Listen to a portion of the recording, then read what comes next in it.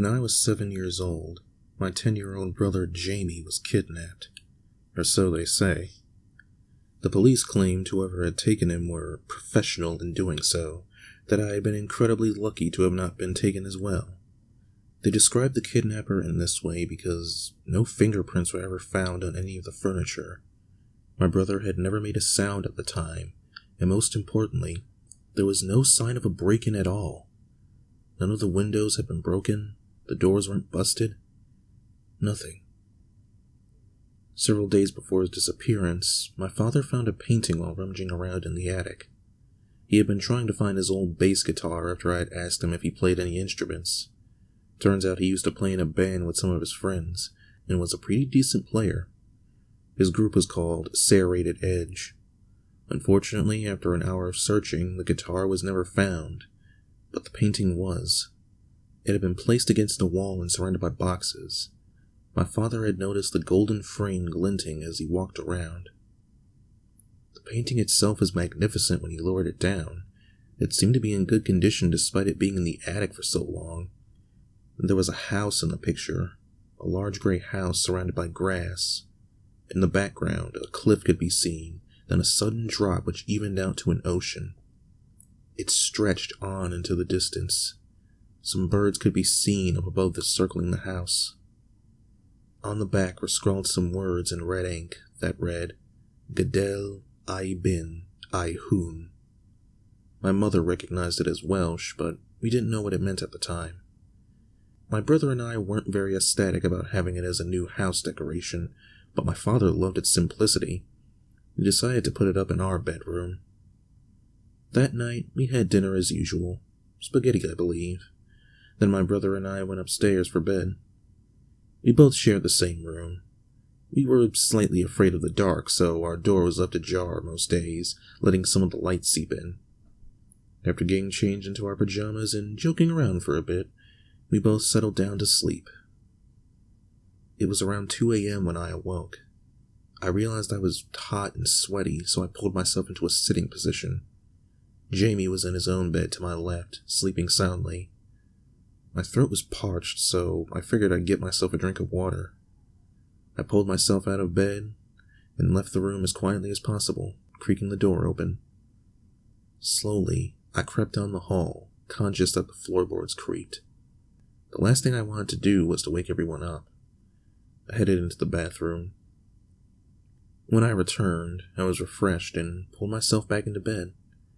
I had pretty much stood my head under the tap and lapped up water like a cat, cupping it in my hands and splashing my face as well. As I pulled myself back into bed, I noticed something odd about the painting on the wall. There seemed to be a black smudge to the right of the house, something I hadn't noticed earlier. Curiously, I pulled myself back to my feet and approached the painting, as I couldn't quite make it out properly in the dark. Upon closer inspection, I gathered that the smudge was some sort of man. It resembled a human, but was completely black. It looked like it was standing stationary, looking outwards. Its head was cocked ever so slightly to one side. I considered waking Jamie to show him the mysterious figure, but decided he'd be cranky if I did so I'd wait until morning. I retreated to my bed. When morning arrived, the figure was gone, much to my dismay. I told Jamie about the figure, but he didn't seem to believe me. For the rest of the day, I watched the painting suspiciously, believing that the smudge may appear again at any moment. However, it didn't. As my brother and I were climbing into bed that night, I had forgotten about the figure. That is, until the same thing happened again. Just as before, I awoke in the early hours of the morning, soaked in sweat. This time I anticipated the figure's arrival and glanced at the painting straight away. I felt a twinge of fear. The smudge was there again, but it had moved, and it had doubled in size. It had adopted a new position, right in front of the house, a few meters away from the front door. Instead of going over for a closer inspection, I forced myself to go back to sleep, hoping with every fiber of my being that I was dreaming. That night, I fell asleep shaking in fear. The next day was uneventful. I avoided the painting for the most part, spending time in the living room downstairs watching TV. I mentioned the dark figure to my parents that day, and, of course, they didn't believe me. "You were just dreaming, Harry. That's all," they told me. This was the last day I ever spent with my brother. That night, I had awoken at a similar time yet again, around 2 a.m. I can't remember exactly what time. With dread and fear churning in my stomach, I reluctantly glanced back at the painting. It was completely black. I remember physically shaking in terror, believing that if I made the slightest noise, I would trigger something. Slowly, I pulled myself out from under the bed sheets.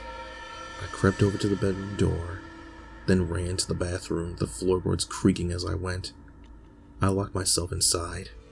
I figured I'd stay here until the morning, then asked my father to put the painting back in the attic the next day. There was obviously something wrong with it. I just didn't know what. What happened next will stay with me for as long as I live. After several minutes of waiting in the bathroom, I heard the floorboards creak in the hall outside. At first, I thought my brother had woken up, disturbed by my footsteps running down the hall. The creaking was approaching the bathroom and stopped just outside. "Jamie?" I whispered. No response. I knew someone was standing right on the other side of the door. I just couldn't figure out what they were trying to do. Did they need to use the bathroom? "Mom?" I said. To this, I heard a scratching sound on the other side of the door, as if someone was dragging their fingers across it. I backed away, terrified. After a moment, whoever it was walked away, their footsteps creaking their way towards my room. The next day, I awoke in the bathtub to the sound of banging. It was my father. He was thumping the outside of the door with his fist. "Harry! Jamie! Are you in there?" he snapped. I answered it slowly, stiff from lying in such an uncomfortable position. Apparently this morning when my parents had awoken, they found our room empty. My mom went downstairs to find us, and my dad looked around upstairs. "Is your brother in there with you?" he had asked when I opened the door. I shook my head, but he didn't believe me and pushed past, searching the room. It was only after another half hour of searching that my parents began to panic. The police were called around. Everyone was convinced someone had broken into the house and taken him in the night. The police believed I had locked myself in the bathroom to hide from the kidnapper out of fear. They questioned me relentlessly about whether I had seen his face, but I couldn't answer. There was something else. On the outside of the bathroom door, there were 3 deep gouges, diagonal from top left to bottom right. The police believed they were caused by a knife, repeatedly dragged across the surface. They claimed that the kidnapper had been trying to get me as well, but had thankfully given in. Our house was closed off for several days, and we were provided with a hotel while the police searched for fingerprints or any sign of breaking and entering. As I said at the start, they found nothing. When we finally returned to our home, my parents were a teary mess. They moped around slowly, answering my questions with one-word answers. I knew anything I said about the painting at this point was useless. No one ever seems to listen to children in times of need. They continued to act like this for half a year. It was horrible. Returning to my bedroom after everything that had happened was horrible. I remember crying when I saw my brother's empty bed, his toys that were still scattered across the floor, toys he would have never been able to play with again. Before I turned to leave the room, I glanced at the painting one final time and noticed something peculiar. There was no dark figure, but there was something strange in one of the house's windows. Curiously, I approached and looked closer. It was a face, a little boy, and from what I can tell, he looked the spitting image of my brother. His face was contorted into one of terror, and he had tears streaming down his face. His hands were both pressed up against the glass. Several months later, police gave up on his search.